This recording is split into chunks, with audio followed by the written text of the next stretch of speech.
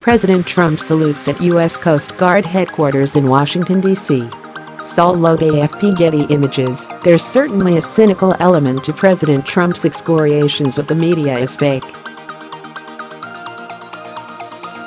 He knows better than most how much of the reporting about him is true and accurate, but he then disparages negative coverage as fake. Specifically, he reportedly told CBS's Leslie Stahl to undercut the media's credibility. But there's also probably part of Trump that believes mainstream media publications work the same way as gossipy tabloids like the New York Post's Page 6 and the National Enquirer, or, more recently, obsequious pro-Trump outlets. The Associated Press reported in April that the Enquirer, published by his friend David Pecker, had killed several stories that might cast Trump in a negative light. Stories attacking Trump rivals or promoting Trump's campaign often bypass the paper's normal fact-checking process, the AP reported, citing two people familiar with the magazine's operations during 2016. If that's your experience with a media outlet, no wonder you would be skeptical of those like the Washington Post that operate from a position of objectivity. Speaking of the Post, on Thursday, our Sarah Ellison broke the story that the relationship went deeper than that. Trump's then attorney Michael Cohen was given veto power over Trump stories during that period. Once Enquirer editors sent a story or cover image, sometimes a request for changes came back, according to two of the people with knowledge of the relationship, Ellison wrote. Stories about Trump were positive in nature, and changes related to the stories were not dramatic, according to one person with knowledge of the matter, who said most of the changes in stories sent to Cohen resulted in more flattering cover photos or changes to cover headlines. Trump suggested stories to Pecker on a regular basis, one of these people said, and had access to certain pieces, including one about Hillary Clinton's health, before publication, Ellison reported.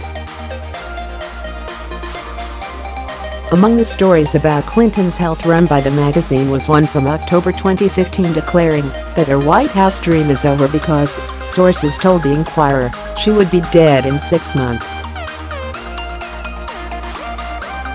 The Post can report that this was inaccurate. Representatives for the magazine pushed back on Ellison's report. Nonetheless, there are reasons to think that the report is accurate. Take, for example, this tweet from a year ago. Now why would Joe Scarborough, once quite close to Trump, think that Trump had the power to influence the National Enquirer? Or there's this Facebook post from Trump, deleted shortly after it was published in March 2017.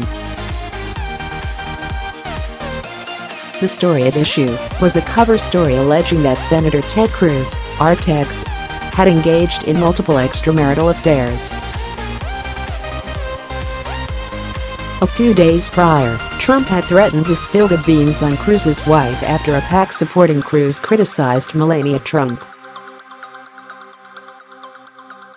Cruz's team, then vying for the Republican nomination with Trump, accused Trump and his longtime associate Roger Stone of sharing the story. The statement above was meant to be a response to Cruz's accusation. We know, though, that it's untrue, that Trump has nothing to do with the National Enquirer, and it was known then. As early as October 2015, the same month as the Clinton is on death's door story, media reporter Gabriel Sherman noted Trump's close ties to Pecker and the Enquirer. Trump's direct denials, we've seen repeatedly, are often of things that turn out to be true. The line in that statement about how the Enquirer didn't get its due credit for breaking the story about former North Carolina Senator John Edwards is one that Trump repeated regularly. In July 2016, Trump wondered aloud during a news conference why the Enquirer didn't win a Pulitzer for that coverage. Here's why.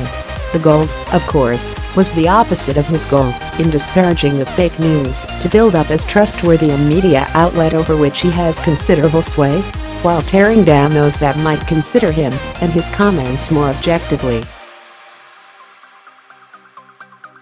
It's worth noting that the Enquirer's reach is relatively small. The paper's data sheet for advertisers boasts that it reaches more than 7 million adults a week, but data from the Alliance for Audited Media indicates that, during 2017, about 80,000 people subscribed, with another 190,000 buying single copies at supermarket checkouts. The most popular issue of the magazine last year, that data shows, was published Jan. 9. It included, at the top of the front cover, an assertion that it had new proof that Barack Obama wasn't born in the United States. The main article was about how Angelina Jolie was on death's door.